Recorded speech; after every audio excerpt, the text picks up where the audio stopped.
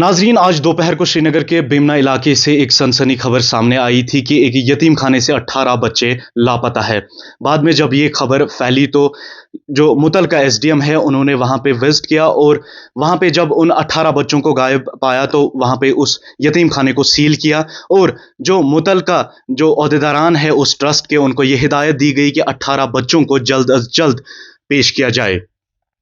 इस वक्त एक बड़ी खबर सामने आ रही है कि जो वो 18 बच्चे हैं वो बिल्कुल सही सलामत है और मौजूद हैं इस वक्त बिमना के ही इलाके में।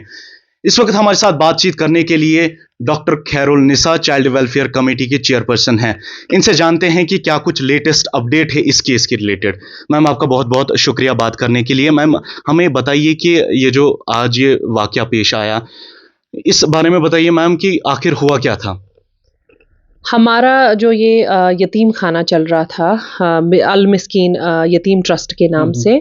तो इनका हमने 2 महीने की 1 महीने की पहले, फिर उसके बाद और 1 महीने की नोटिस दी थी कि ये रजिस्ट्रेशन प्रोसेस के लिए अप्लाई करें तो under the juvenile justice act, but they fail to comply.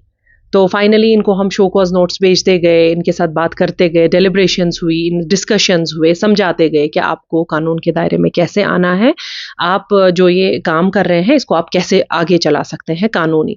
तो फाइनली वो टस से मस नहीं हो रहे थे। 2 महीने आज हो गए थे कि जो इनको नोटिस का पीरियड था वो आज हो गया था। तो हमने इनको शो कॉज नोटिस भेजी कि आप अपनी पर्सनल अपीयरेंस दे दीजिए और बच्चों को भी प्रोड्यूस कीजिए जो इस ट्रस्ट में क्या नाम है ज़ैर तालीम थे या रह रहे थे, who were housed in that very home.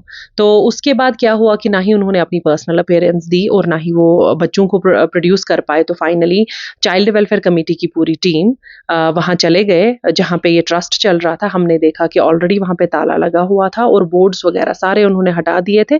तो वो एक हमारे लिए भी पैनिक सिचुएशन थी कि ये कहाँ गए विदाउट इंटीमेशन। तो आपको इन्फॉर्मेशन नहीं थी? हमारे पास कोई इन्फॉर्मेशन नहीं थी कि ये कहाँ गए हैं, कहाँ रखा है बच्चों को। तो मैंने उस टाइम पे यही डायरेक्शन दी ट्रस्टीज को कि वर्बल डायरेक्शन मैंने दे दी, जहां कहीं भी आप है बच्चों को प्रोड्यूस करें चाइल्ड वेलफेयर कमेटी श्रीनगर के सामने 1 घंटे के अंदर अंदर।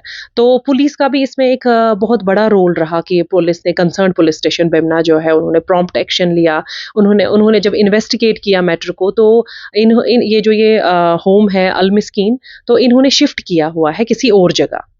मैम, अगर इनके पास चलाने के लिए रजिस्ट्रेशन नहीं है तो ये कैसे चला रहे हैं इस होम को? तो वही मैं बता रही हूँ कि ऐसे बहुत सारे होम्स हैं हमारे यूटी में जो बिना रजिस्ट्रेशन के होम्स चला रहे हैं।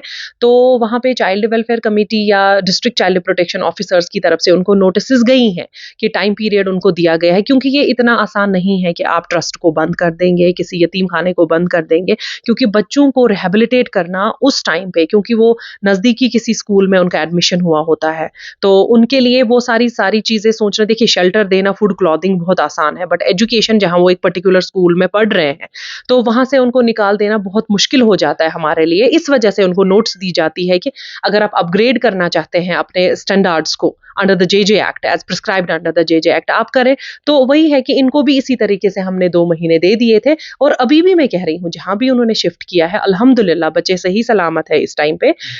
ये police station, concern police station के एसएचओ से मेरी बात अभी हुई है, लेकिन मसला ये है कि वो अभी भी वो होम चला नहीं सकते हैं विदाउट रजिस्ट्रेशन। तो अब क्या मैसेज रहेगी आपकी? अब ये है कि देखिए, मैं ये कहती हूँ कि अल्हम्दुलिल्लाह बच्चे अभी सही सलामत है। हमारा कंसर्न वही था कि बच्चे कहाँ हैं। बच्चे मिल चुके हैं, वो बिमना के ही कहते हैं किसी इलाके में इस टाइम पे पुलिस को मिले हुए हैं, वो सही सलामत है। अब रही बात इन ट्रस्ट्स की, देखिए अगर ये रजिस्ट्रेशन नहीं करेंगे तो लीगल एक्शन लिया जाएगा इनके खिलाफ।